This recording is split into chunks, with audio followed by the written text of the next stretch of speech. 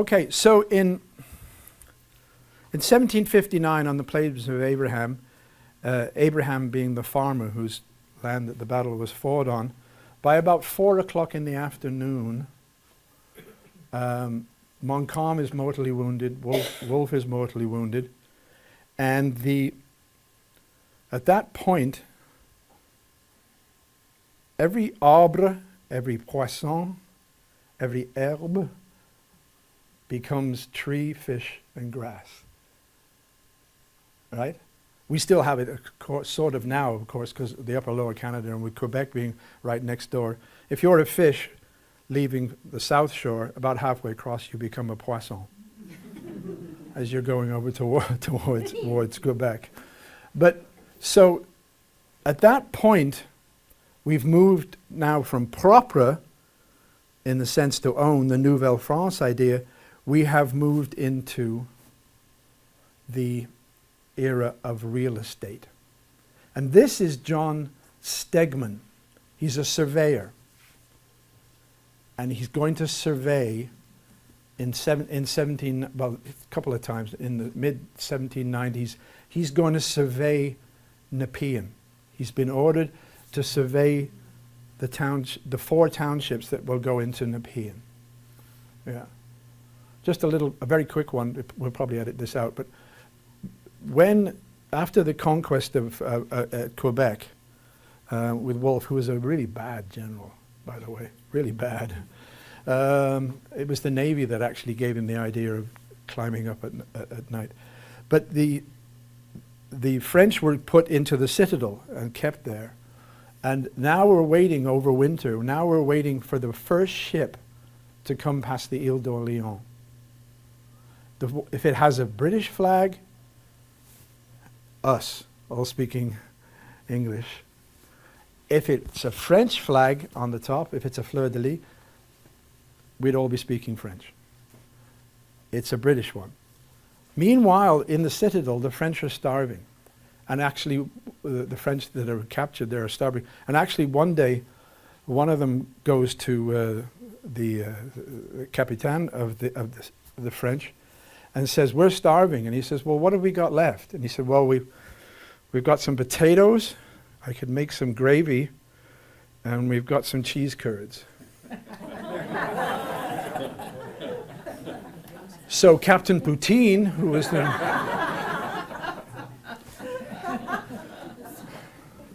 so Stegman comes up. He goes up the Rideau, and he comes up, and he surveys Nepean Township, named after Sir Ivan Nepean, who was one of those British leaders that we'd had, who never set foot in Canada. Several of the Governor Generals never set foot in Canada either. But so Stegman lays it out, and one of them is Nepean Township that he lays out.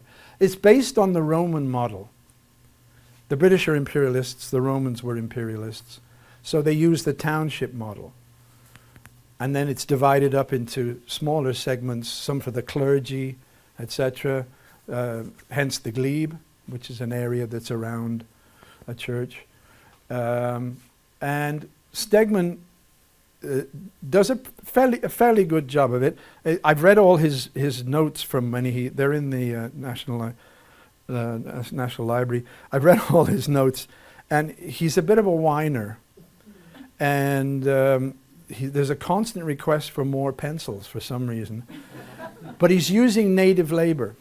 And they're using, that method of surveying then is based on the chain, which is the same width as Clarence and York are both a chain wide. That's why they're so wide, because they're actually a chain wide when By was laying out Bytown, as we shall see. So Stegman has it surveyed. What's he actually doing? The British, when they're dividing up their newfound real estate, or land resource, if you want to call it that, by surveying it, if you look at it on a map, the lines of latitude and longitude, they're actually throwing a net over it. They're catching it. It looks like that on a map. It looks like a net that's been thrown down on the land, which is precisely what they're doing. And they need land because one of the ways that they pay off, as we shall see, one of the ways that they pay off retiring soldiers that they put on half pay is to offer them land. For instance, John Le Breton, who was a captain, was given 600 acres and founded Britannia. And then on down.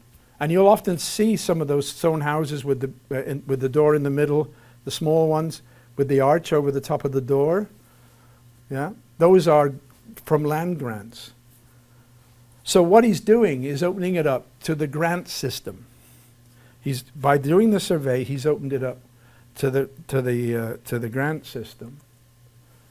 And here's one of his. This is a copy of one of Stegman's drawings. These are the Chaudière Islands, and we want to focus on lots 39 and 40.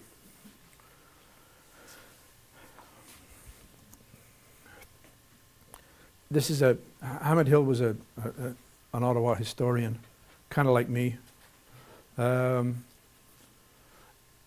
on it says, Robert Randall and Le Breton Flats, an account of the early legal and political controversies respecting the ownership of a large portion of the present city of Ottawa. What he's talking about with this gentleman, Robert Randall, I beg your pardon, with Robert Randall's an American from Maryland. He has the distinction, of being the first person to be convicted, not the last, but the first person to be convicted of attempting to bribe the United States Congress. He got a bunch of congressmen to sign up a land deal, which was later objected to. He was sentenced for the attempt at bribery and was given two choices. You can go to jail in America or you can go to Canada. He chose the latter. And he ended up in Niagara Falls. He started up an ironworks in Niagara Falls. He was an extremely bad businessman. But in order to settle his debts with the ironworks in Niagara Falls, he came up the Ottawa River.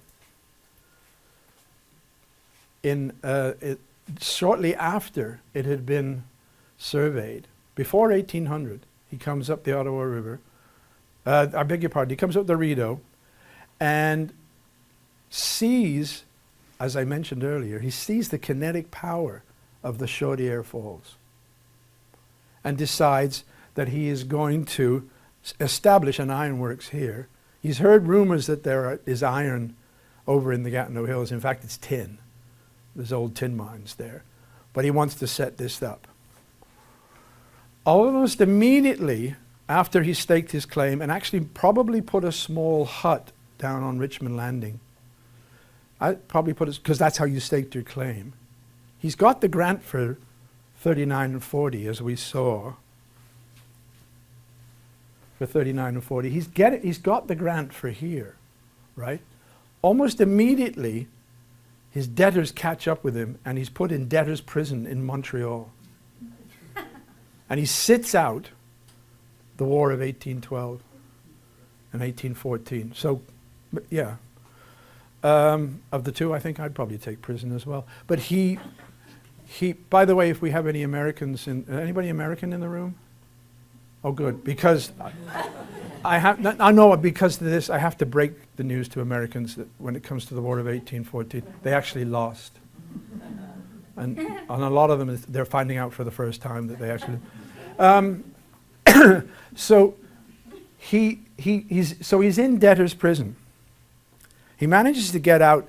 They actually collect money for him to get him out, to pay off his debt, which he later repays to the other prisoners. Now he comes back, and he no longer, apparently, has the deed to his land. There's other people there, including a lawyer that he has hired, named Bolton, hence Bolton Street. And he has, by the way, in Ottawa, if you become slightly famous, when you die you turn into a street. You've probably noticed that. He hires this lawyer to pursue his claim to the land, to his grant, 39 and 40. He has accumulated such lawyer's fees that the lawyer actually takes the grant deed in lieu of the lawyer's fees, if you can believe it, in lieu of the lawyer's fees. Randall fights this. There is a Randall Street, by the way, in Ottawa. It's down near Alta Vista, the highest point of Ottawa, Alta Vista. He has lost the grant to this lawyer, and he then goes to fight it in court, and the judge is also called Bolton. It's Bolton's dad. This is how the family compact used to work. It's his dad. So you can imagine the result on that one.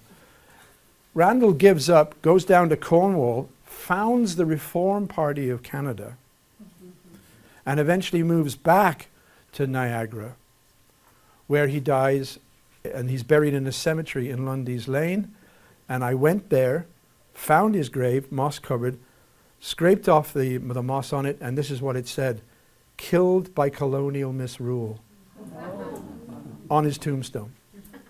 So had he managed to hold on to the land, he would have become the founder of Ottawa. Essentially, he would have become, but it was not to be, because of land speculation, then as now. You know, we're not that far from Lansdowne Park, you know what I mean? Say no more.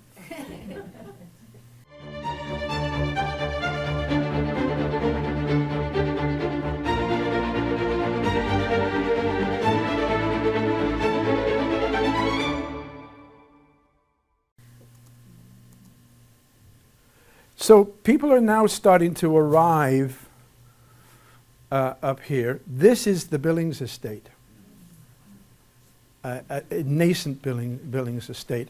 So this attraction of the land grants, and if you can imagine that these people are completely starting a new life, I sometimes call them terranauts as opposed to astronauts.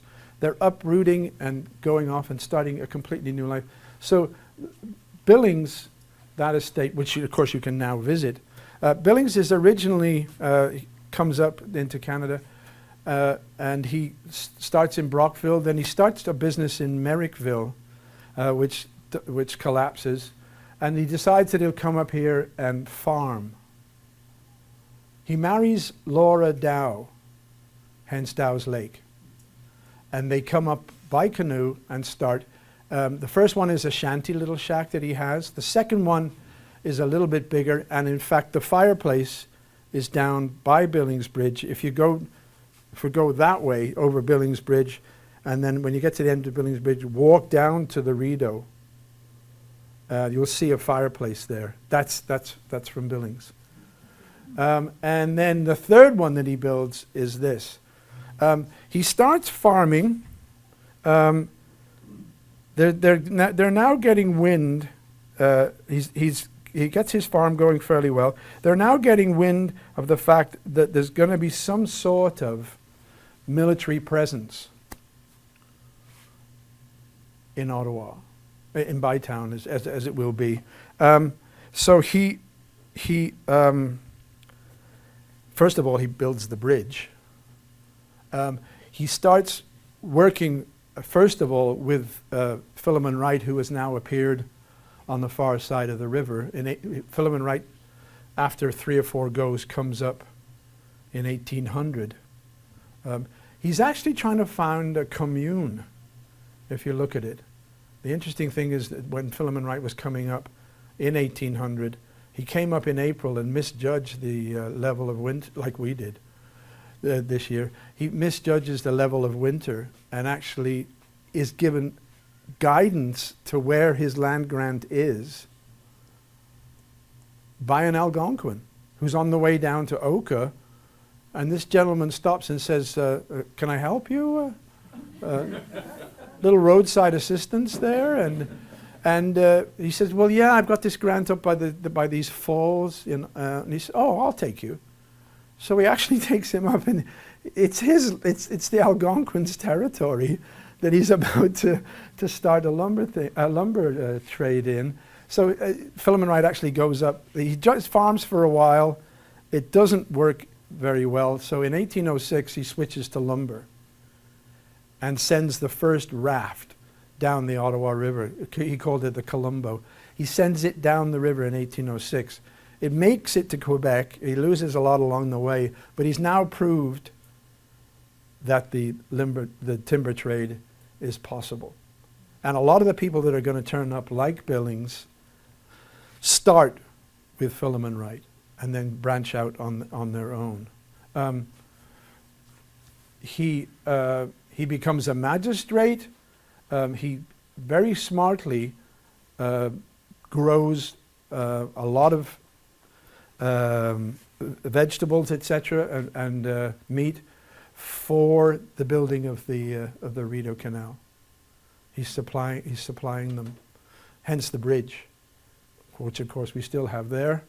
And also, interesting with Billings, he took on, he rented out some land to farm to the Greenberg family later on. The Billings family, not Ebenezer himself, which became the starting place for a lot of the Jewish immigrants coming in. They would start there at the Greenberg farm and then move off from there.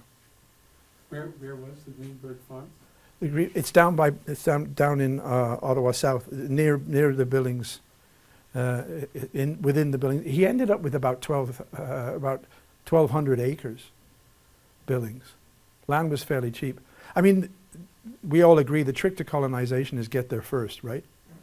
Yeah, which is what he basically did in Ottawa South, and of course he's right by the Rideau. Now, this is a sketch, an engineer, a surveyor's sketch, brief sketch. There's a few things to note here. That says Richmond Landing, which is still there. I don't know if you've been down to Richmond Landing. It's on the corner of the island, and there's actually a ring of seats and stones there. The reason it's called the Richmond Landing is because the Duke of Richmond was the Governor General at the time, and he actually came over here. He's not like Nepean, he actually came here, the Duke of Richmond. But in 1819, 400 half-pay soldiers under a gentleman called Colonel Burke came down to actually set up Richmond as a militia town, same as Perth. They're both militia towns. So hence the Richmond Road, which pretty well follows the road that was dug out, basically, mined almost, down to the Tay and then along to where Richmond is now. So he went down to visit Richmond. Of course, it's named after him. So he goes down there. On the way back, he gets bitten by a fox, which is rabid. And he actually dies. Down near, there's a bend. If you go down to where the Richmond Road meets the Tay, there's a bend there, and there's actually a cairn, which is where he died. And he's taken by an ox cart, by Philemon Wright. He's taken by an ox cart over and back. He's buried in Quebec City. So as far as I know, he's the first Duke to actually die in the area. I don't know if there's been too many since. But he was over here doing a sort of lap of honor. So hence Richmond Landing, which we still carry the name. Here's Sparks. Here's Nicholas Sparks, who set up a little hut there. Sparks also, he's from Wexford. He has come over and he is starts working for Philemon Wright, and then does an extremely smart thing at the time. He's basically in real estate, and he saves up enough money and he buys 200 acres here, where Upper Town is now. where downtown Ottawa is now and starts selling off lots to it and ends up an extremely rich man. He's also the first, do I want to go that far? He's a loan shark. He lends people money in order to buy his own lots. Then if they can't keep up the payments, he buys it back at a much reduced rate and then sells it again. He's litigious up the yin-yang. He's suing everybody.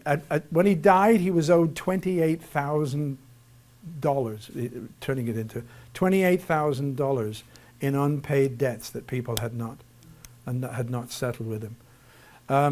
But what a smart move.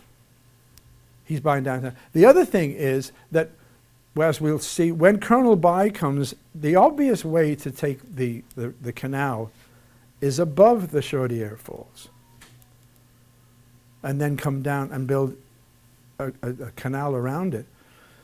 So you can go either way. But as we will see, John Le Breton is putting a stop to this because he has picked up, let me just pop back. Oh, actually, he's here.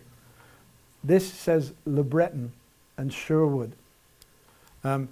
When the lawyer Bolton wanted to sell these 39 and 40 that we saw, he sold them in a fire sale in Brockville in 1820, and it was picked up for £499 by John Le Breton, who, as we've seen, was given 600 acres, founded Britannia. But he realizes that these lots that he's got, 39 and 40 here, are right by the kinetic power. Right by the kinetic power. He gets into a terrible argument with Dalhousie, over the land, because Dalhousie wants to use that land that he's got as a site for building the canal. It comes out from Dow's Lake and it should go above the Chaudière Falls. And Le Breton says, yes, sure, you can have the land for £3,000 as opposed to the $499 that he bought it for. And Dalhousie's having none of it. In the end, he actually essentially appropriates it for the crown. Nicholas Sparks steps up and says, I can give you some land. I've got this little valley that runs down to the Ottawa River as part of my land. Why don't you put the locks there? He's talking to Colonel By. Why don't you put the locks there, which is where they are? So Sparks gave him the land 200 feet either side of where the locks are now. But in return, of course, Dalhousie bought several lots for himself.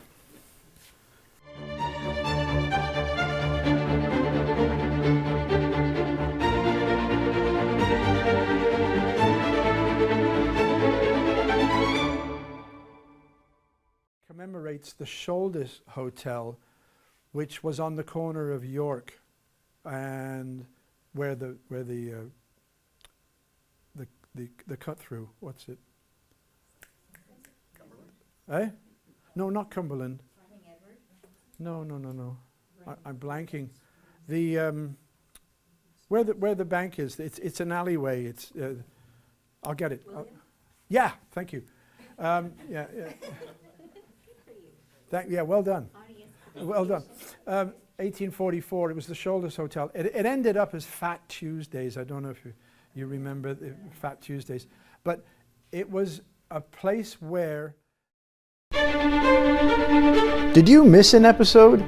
Then go to rogerstv.com and watch The History of Ottawa, according to Phil Jenkins, online anytime. Thanks for watching.